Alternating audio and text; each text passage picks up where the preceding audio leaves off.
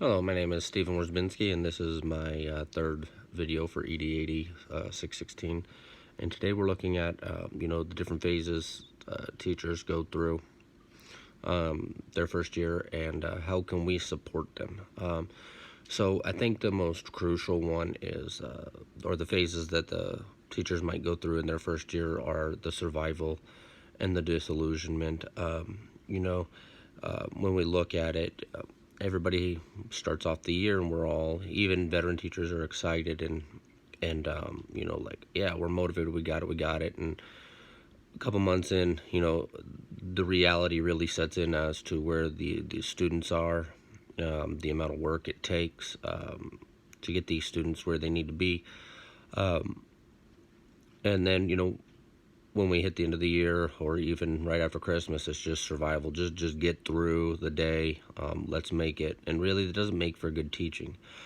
But some ways that, as a leader, I'll help work with the teachers in regards to help is setting up regular meetings with them, to sit down, find supports that work for them. One of the things I'm very conscious about when working with teachers is that, we're not all the same. We're not all going to teach the same way. So having the attitude of it's got to be my way as a leader is not going to be successful for most of the teachers. Is really sitting down and taking the time to find out what works for them. So we have to sit down and do that. Continual class visits, I think, are important. And I'm not just saying surprise, haha, I'm here. But walking around, letting the students know that the administrator is there to support the teacher as well.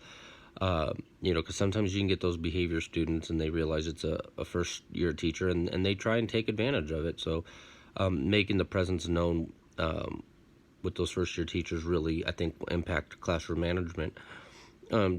Went in there just taking some notes and whatnot, and what I saw, because sometimes, as a teacher, you teach a lesson and you think it's great, but from a different perspective it wasn't all that great. So taking time with that teacher to sit down and let them reflect on the lesson, and doing that when these are not those formal observations that we have to do. These are just, hey, this is what I saw, maybe, let's work on these few things, and let's just strengthen your ability as a teacher, because a strengthened teacher is only going to do better for the students, and that is our goal in education.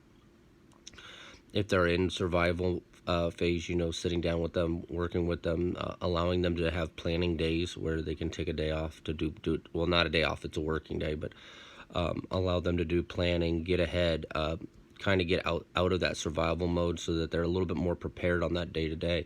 The amount of hours that a teacher puts in a day is significant. I mean, it's not just the 6 hours from the first bell to the last bell. It's all the planning, all the copies, getting everything ready, doing your lesson planning. We all know that a teacher with a plan just does better, because they already have the plan and the lesson plan's done, and they know what they're doing. So really sitting down and supporting those teachers.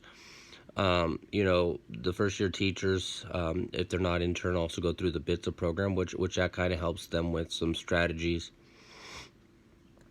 So that's important too, to help them through that process. With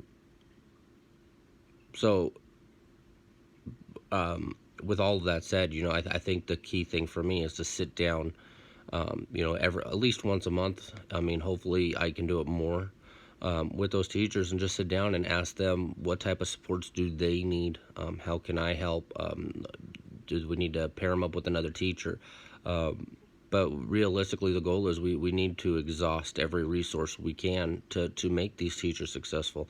We have a teacher shortage in the state of California, and if a teacher has the passion for kids, we've already got a victory there. We just need to continue pushing them and supporting them so that they do feel supported as well. Sometimes first year teachers are a little timid and feel kind of left out when dealing with those veteran teachers.